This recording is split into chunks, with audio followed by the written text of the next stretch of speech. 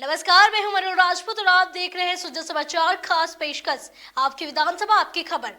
इस विशेष बुलेटिन में हम आपको दिखाएंगे आपके क्षेत्र आपकी विधानसभा से जुड़ी वो तमाम खबरें जो मुख्यमंत्री श्री भजनलाल शर्मा के नेतृत्व में प्रदेश के विकास, सुशासन और जन कल्याण की कहानी कहती है।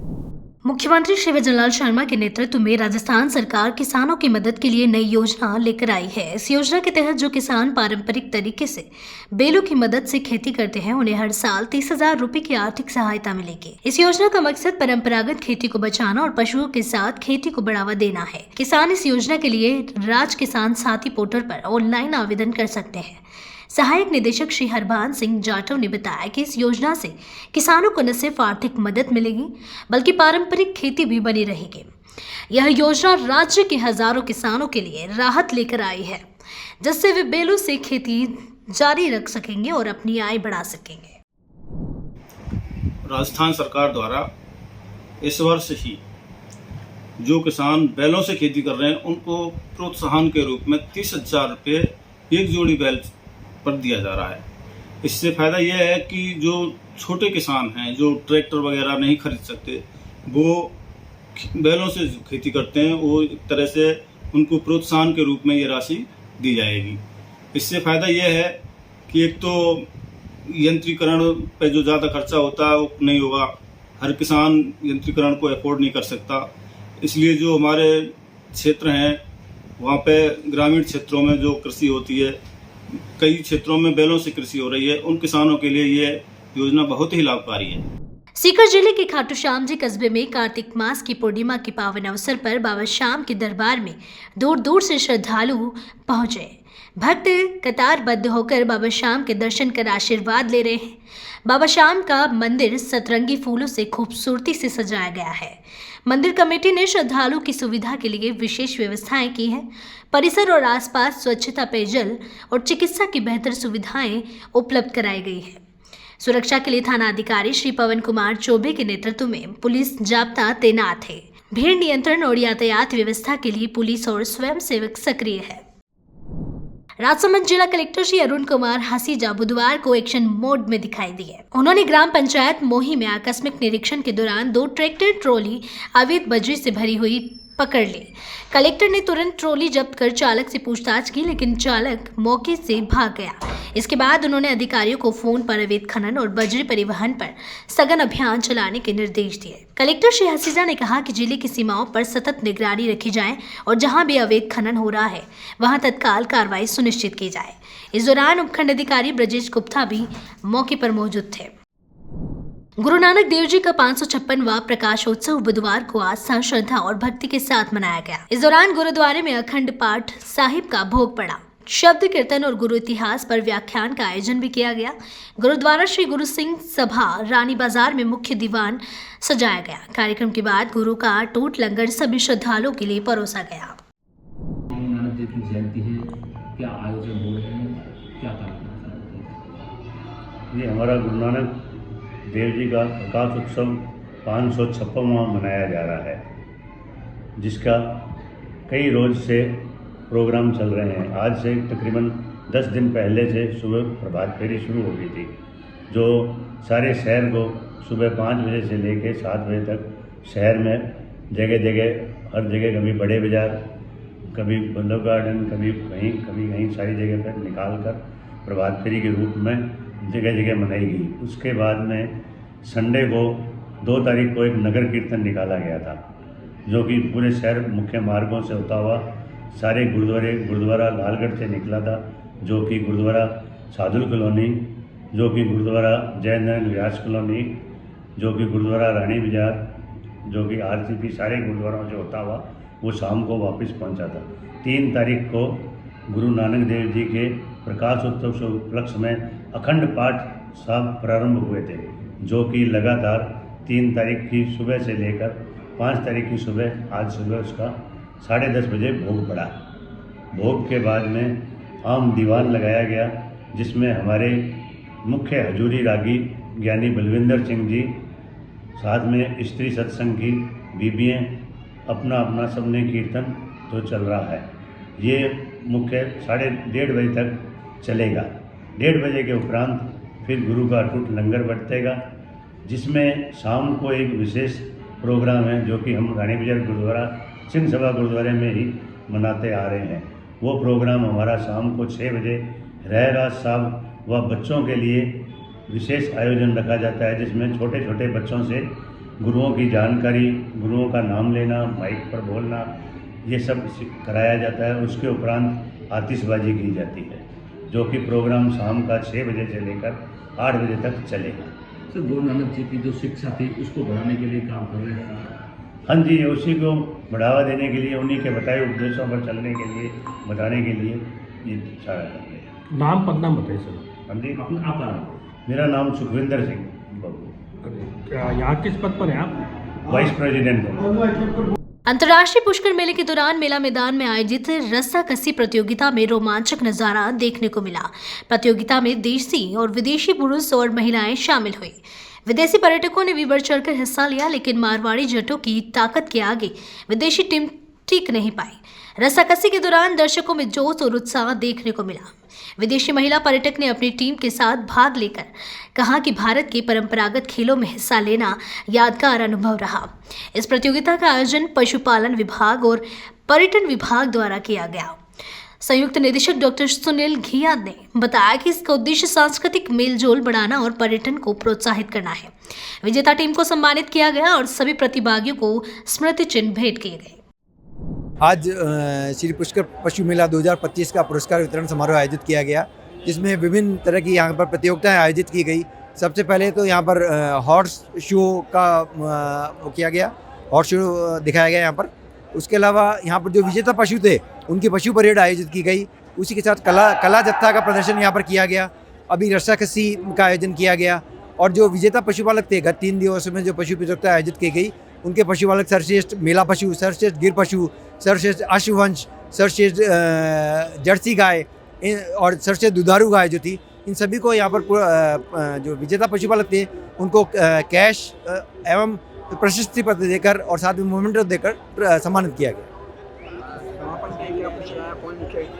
माननीय भागीरथ जी चौधरी, केंद्रीय कृषि राज्य मंत्री, इस समारोह के मुख्य अतिथि थे और इसकी अध्यक्षता श्री सुरेश सिंह रावत, माननीय जल संसाधन मंत्री, राजस्थान सरकार ने की। देवस्थान विभाग की वरिष्ठ नागरिक तीर्थ यात्रा योजना के तहत महाकालेश्वर, ओमकारेश्वर, त्र्यंबकेश्वर, गृष्णेश्वर और एलोरा की यात्रा के लिए विशेष ट्रेन बुधवार को बीकानेर रेलवे स्टेशन से रवाना हुई। बीकानेर विधानसभा क्षेत्र के विधायक श्री जेठानंद व्यास और श्रीमती सुमन छाजर ने हरी झंडी दिखाकर ट्रेन को रवाना किया। विधायक श्री जेठानंद व्यास ने कहा कि प्रधानमंत्री श्री नरेंद्र मोदी की परिकल्पना के अनुसार मुख्यमंत्री श्री भजनलाल शर्मा ने वरिष्ठ नागरिकों को सम्मान देने के उद्देश्य से इस परिकल्पना के अनुसार मुख्यमंत्री श्री भजनलाल शर्मा ने वरिष्ठ नागरिकों को सम्मान देने के उद्देश्य से इस योजना में कई नवाचार किए हैं। पहली बार सभी वरिष्ठ नागरिकों को वातानुकूलित ट्रेन में यात्रा कराई जा रही है। ट्रेन है बीकानेर से कितने यात्री है, संभाग से कितने यात्री जा रहे हैं और क्या क्या सुविधा दे रहा है? देवस्थान विभाग की वरिष्ठ नागरिक तीर्थ यात्रा योजना के तहत ये ट्रेन 5 ज्योतिर्लिंगों की यात्रा के लिए और एलोरा की जो है दर्शन कराने के लिए 5 दिवसीय यात्रा पर आज यहाँ से प्रस्थान हुई कार्तिक पूर्णिमा के अवसर पर। और इसमें 420 यात्री बीकानेर डिवीज़न यानी बीकानेर और चूरू जिले के हैं। इसके अलावा लगभग 350 यात्री गंगानगर हनुमानगढ़ जिले से। शेष जो है लगभग 1000 यात्रियों के करीब ट्रेन होती है, वो जयपुर से इसमें सवार हैं। यात्रियों के लिए क्या क्या सुविधा की गई? ये पूर्णतया निःशुल्क योजना है देवस्थान विभाग की, जिसमें यात्रियों को सुबह की चाय से लेके दोपहर का भोजन, शाम की चाय बिस्कुट नाश्ता और रात्रि का भोजन और ठहरने की जहाँ भी जाते हैं वहाँ होटल इत्यादि में ठहराना, ऑटो रिक्शा इत्यादि जो व्यवस्थाएं, समस्त प्रकार की व्यवस्था पूरी वातानुकूलित ये ट्रेन है। एसी ट्रेन में बुजुर्गों का ख्याल रखा जाता है। इसमें निःशुल्क हमारी तरफ से विभिन्न जैसे डॉक्टर की मेडिकल टीम भी चलती है यदि कोई बुजुर्ग बीमार इत्यादि हो जाए तो, और सुरक्षा के पूरे इंतजाम रहते हैं। हर कोच में 2 जो है राजकीय कर्मचारियों की ड्यूटी अनुरक्षकों के रूप में यात्रियों की देखभाल के लिए लगाई जाती है। नाम पदनाम कैसे? गौरव सोनी, सहायक आयुक्त देवस्थान विभाग। के लिए कितने यात्री है और क्या संदेश देना चाहेंगे राज्य सरकार का और केंद्र सरकार का? माँ भारती के चरणों में नमन, भगवान श्री राम के चरणों में नमन, भगवान हमारे महादेव जी के चरणों में नमन। आज हमारे बीकानेर से यह एक तीर्थ यात्रियों की ट्रेन रवाना हुई है। इसमें सभी वरिष्ठ नागरिक जा रहे हैं। यह बीकानेर से उज्जैन, अम्बेकेश्वर, त्रिविकेश्वर, जनेश्वर, एलोरा होते हुए वापस बीकानेर 11 तारीख को आएगी। इसमें टोटल 1000 तीर्थयात्री नागरिक, वरिष्ठ नागरिक जो इसमें जा रहे हैं। बीकानेर से 420 है, हनुमानगढ़ से 350 लगभग है और बाकी जयपुर से बैठेंगे। इस प्रकार यह तीर्थयात्री जो है, वरिष्ठ नागरिक जो जा रहे हैं, मैं इन सब को शुभकामनाएं देता हूँ। इनकी यात्रा मंगलमय हो और हमारे यशस्वी प्रधानमंत्री जी, जिनका एक सपना है, जिनकी योजना है कि ऐसे हमारे वरिष्ठ नागरिक जो किसी कारणवश तीर्थ यात्रा नहीं कर पा रहे हैं, इसलिए प्रत्येक नागरिक अपने जीवन में कम से कम एक तीर्थ यात्रा तो करे ही करे। इस दृष्टि से उन्होंने यह योजना प्रारंभ की है और ये चौथी रेल यहाँ से हमारे जारी है। इस प्रकार आगे भी जाती रहेगी और इसको जो है प्रधानमंत्री जी ने योजना बनाई, यह प्रारंभ किया।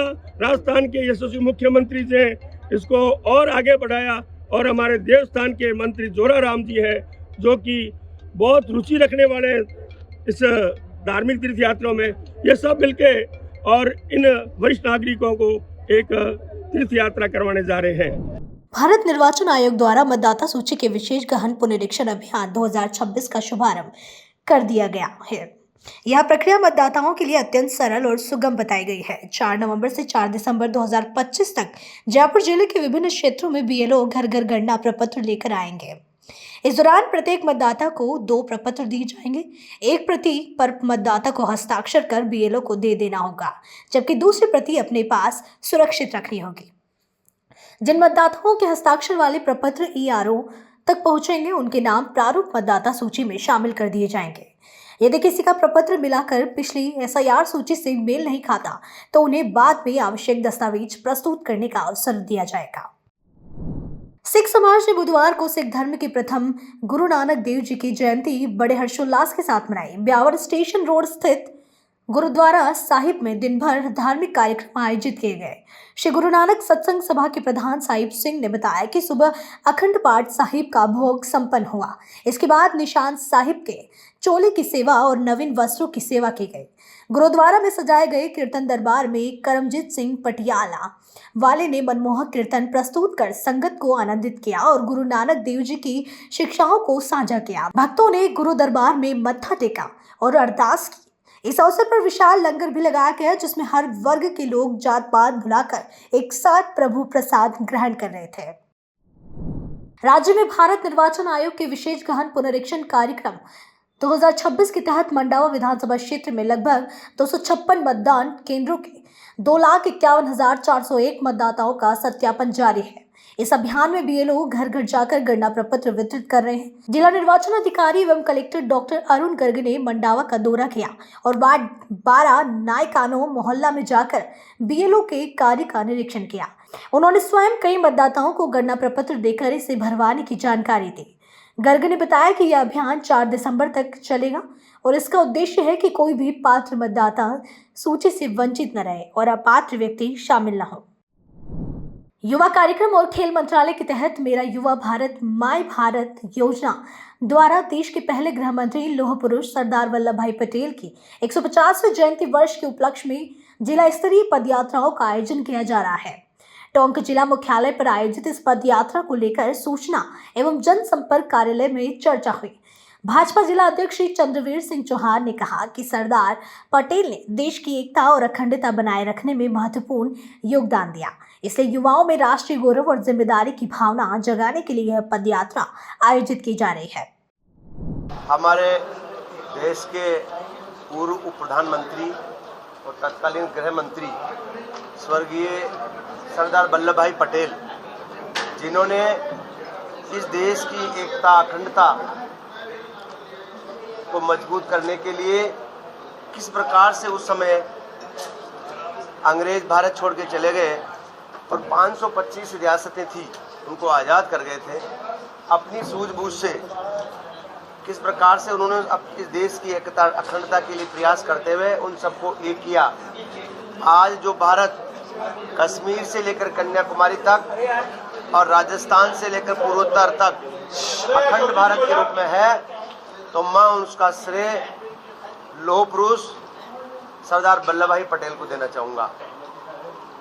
आज उनकी जीवनी में, उनकी जन्म जयंती के अवसर पर हमने भारतीय जनता पार्टी और प्रशासन के सहयोग से 31 अक्टूबर से 25 नवंबर तक सभी जिलों में जिला स्तरीय पद यात्रा रन फॉर यूनिटी, ऐसी यूनिटी जिसमें इस विविधता के देश में एकता और अखंडता का भाव जाए, लोगों का मन आपस में मिल के रहे, ऐसी यात्रा का आयोजन जिला स्तर पर, अभी उनकी जन्म जयंती 31 अक्टूबर को थी, उस दिन हाई सेकेंडरी स्कूल से लेकर के उनके स्टेचू जो हमारा पटेल सर्किल है वहाँ तक हुई और लोगों को नशा मुक्ति का भी शपथ दिलाई गई, जिसमें हमारे जिले के मंत्री आदरणीय कन्हैयालाल जी चौधरी पधारे थे, उनके नेतृत्व में यात्रा हुई।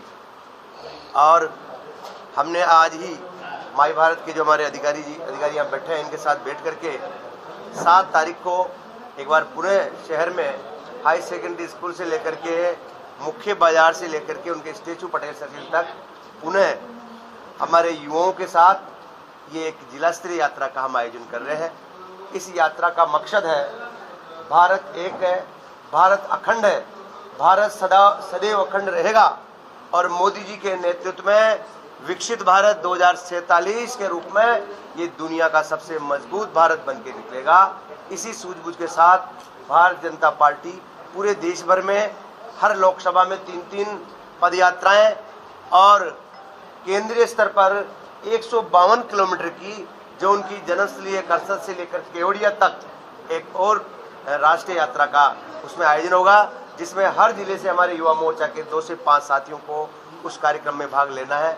ये कार्यक्रम, ये यात्रा एकता, अखंडता और इस देश की मजबूती के लिए भारतीय जनता पार्टी सदैव इस देश की एकता अखंडता के लिए कार्य करती है।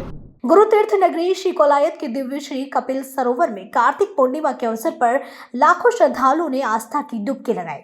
सुबह से ही सरोवर तट पर श्रद्धालुओं का तांता लगा रहा। हरियाणा, पंजाब, जैसलमेर, बाड़मेर, हनुमानगढ़ सहित पूरे प्रदेश से लोग यहां पहुंचे। रेलवे ने बीकानेर से मेला स्पेशल ट्रेनों का संचालन किया, जिससे यात्रियों को विशेष सुविधा मिली।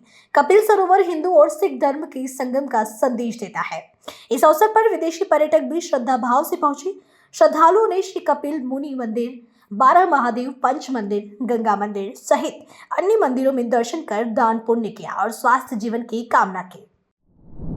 NH 62 स्थित गुरुद्वारा कलगीधर सिंह सभा में बुधवार को प्रथम सिख गुरु श्री गुरु नानक देव जी की महाराज का 556वां प्रकाश पर्व बड़ी श्रद्धा और हर्षोल्लास के साथ मनाया गया। सुबह अखंड पाठ का भोग रखा गया, जिसमें पूरे कस्बे के लोग माथा टेका। कथावाणी के दौरान बाबा मोदक सिंह ने बताया कि गुरु नानक देव सिख धर्म के संस्थापक और प्रथम गुरु थे, जिन्होंने प्रेम, समानता, भाईचारा और मानवता का अमर संदेश दिया। उन्होंने यह भी कहा कि जीवन में विनम्रता का भाव रखना चाहिए, क्योंकि अहंकार पतन का कारण होता है। आज जो प्रोग्राम होना गया है गुरुद्वारा के अंदर, तो ये क्या है प्रोग्राम, तो विस्तृत रूप से बताना। हाँ जी, वाहिगुरु जी का खालसा, वाहिगुरु जी की फतेह। आज पहली पातशाही श्री गुरु नानक देव जी महाराज जी का प्रकाश दिहाड़ा, गुरपुरब जन्म दिहाड़ा सारिया संगतां लूणकरण सर दीआं संगतां वालों बड़े उत्साह नाल रल मिल के मनाया गया जी। सब तो पहला एक सहज पाठ गुरबाणी के भोग, उस तो बाद श्री अखंड पाठ साहब के भोग पाए गए। संगतां आईयां, कथा कीर्तन किया गया, उपरंत अरदास हुई। अरदास दे विच सारे शहर के पतवंते सज्जन सब संगतां आईयां, जिन्हां दा सन्मान किया गया। उस तो उपरंत लंगर प्रशादे तो तैयारी की गई, लंगर प्रशादा वरताया गया। रात को दीपमाला पीती गई। बड़े सेवादारां ने, शहर वालियां ने बहुत उत्साह के नाल अज दा यह दिन मनाया गया है और मैं आस करदा इस तरह अगे भी सहयोग करते रहेंगे। सारिया संगतां नूं, लूणकरण सर दीआं संगतां नूं अज दे इस गुरपुरब की लख लख बधाई होवे, शुभकामना, धन्नवाद किया जाता है जी। शाम को दीपमाला ते आतशबाजी होवेगी जी। सो इस गुरपुरब दीआं लख लख बधाइयां। वाहिगुरु जी का खालसा, वाहिगुरु जी की फतेह। आपकी विधानसभा आपकी खबर बुलेटिन में आज के लिए इतना ही। फिर मिलेंगे नई खबरों के साथ। तब तक के लिए देखते रहिए शुद्ध समाचार। हमारे चैनल को लाइक, सब्सक्राइब और शेयर करना ना भूलें। धन्यवाद।